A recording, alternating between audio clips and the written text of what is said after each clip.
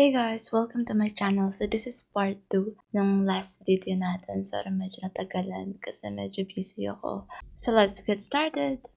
So ito yung ginawa natin dati. Isang save the date template 5x7 na size and isang 1080 by 1920 na size.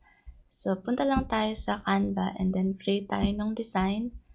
So usually any document size na gusto nyo. So, yung napili ko is 8.5 by 11 inches. So, yung sa PDF, depende. Pwede kayong gumawa ng sarili yung design.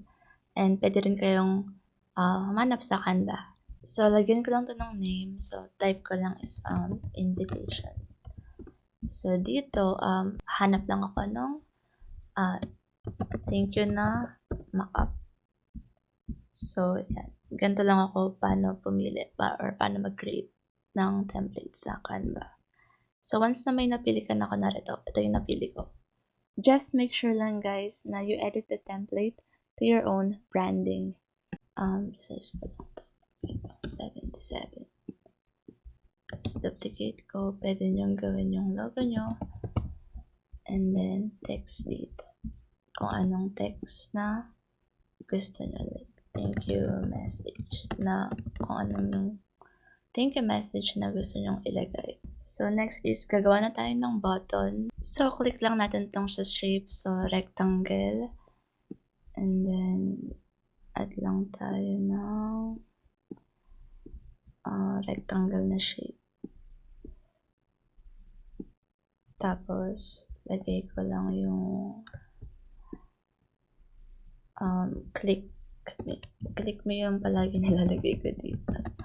So, depende na sa nyo kung paano nyo i-design yung template niya. So, yan lang yung sa akin. Tapos dito ako naglalagay ng link. Gawa pala tayo ng dalawang button. Kasi dalawang size yung pinili natin. Duplicate ko lang to. Ito yung 5 by 7 inches. Tapos, kunin ko lang itong palitan mo natin. Center. Tapos, yung isa is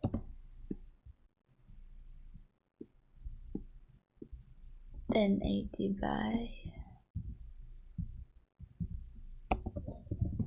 1920 na pixel. So, px. So, yung gagawin natin is create tayo ng template link. So, template link. Ito yung paggawa ng template link ni Canva. Bale, kaya template link yung gagamitin natin is para hindi to ma-change. Or if may nag-buy na customer or client sa Etsy, tapos ito yung binigay mo, yung mapupunta lang sa kanila is yung copy nitong design. So, create na tayo ng template link. And then, copy lang natin. Tapos, ilagay natin siya dito sa button.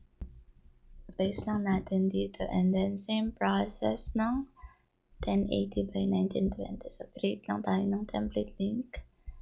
And then, copy natin. Tapos, paste natin. So, once tapos na natin yung PDF template, so, kailangan natin siyang i-download as PDF. Kasi pag PDF, nakiklik yung link niya. So, antayin lang natin mag-download.